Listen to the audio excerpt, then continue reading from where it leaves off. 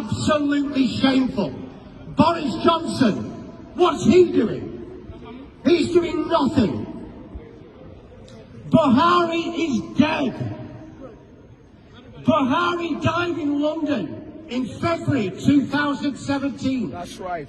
He died in London in 2017. So why do you still put this charade out that Buhari's coming to London?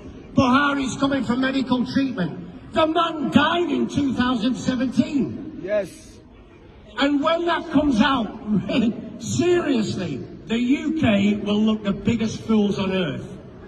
The death certificate's there. It's all written. That's right. There's proof he died in London. He's buried in Saudi Arabia. And yet you keep that quiet as well. How can you keep quiet that a president of a country died 4 years ago and you're still portraying him coming here for hospital treatment? Is that not a farce? Cover up. It's a total cover-up. A total corrupt cover-up by a totally corrupt